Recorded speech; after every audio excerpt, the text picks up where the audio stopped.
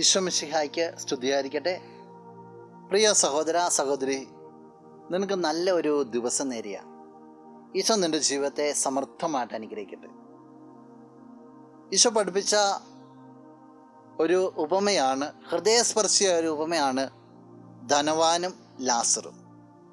ധനവാനായൊരു വ്യക്തി, പടിവാതിൽക്കൽ കിടക്കുന്ന ലാസർ. ഒരാൾ സുഭിക്ഷതയിൽ കഴിയുന്നു, ഒരാൾ ദാരിദ്ര്യത്തിൽ കഴിയുന്നു. രണ്ടുപേരും മരിക്കുന്നു. ഒരാൾ പീഡനത്തിൻ്റെ മേഖലയിൽ കടന്നു പോകുന്നു, ഒരാൾ അനുഗ്രഹത്തിൻ്റെ മടിത്തട്ടിലേക്ക് പ്രവേശിക്കുന്നു.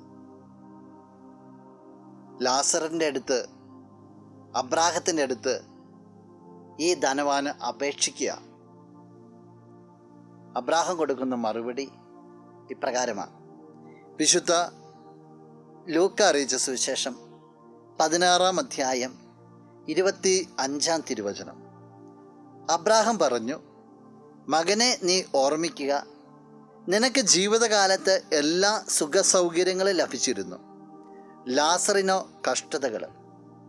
ഇപ്പോൾ അവൻ ഇവിടെ ആനന്ദിക്കുകയും നീ വേദന അനുഭവിക്കുകയും ചെയ്യുന്നു.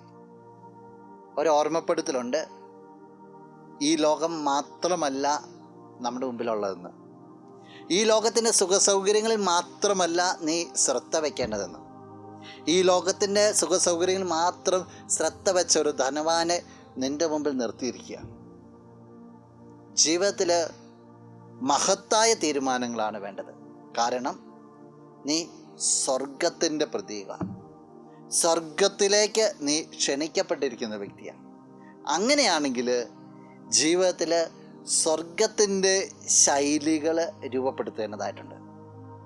അത് വിട്ടുകൊടുക്കുന്ന ശൈലിയാണ്, അത് സ്നേഹിക്കുന്ന ശൈലിയാണ്, അത് കരുണ കാണിക്കുന്ന ശൈലിയാണ്, അത് താഴ്ന്നിറങ്ങുന്ന ശൈലിയാണ്, അത് ദൈവത്തിൽ മാത്രം ഫോക്കസ് ചെയ്യുന്ന ശൈലിയാണ്, അത് നിഷ്കളങ്കതയുടെ ഒരു ശൈലിയാണ്.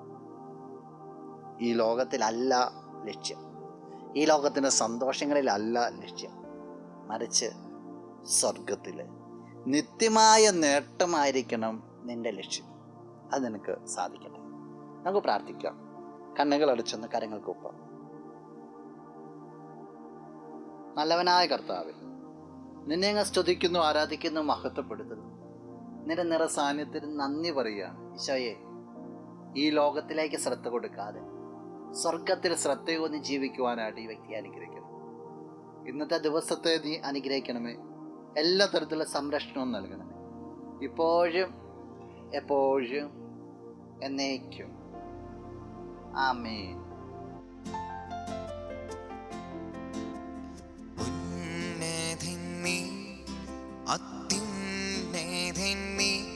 അങ്ങേപ്പോലൊരു ദൈവമില്ല,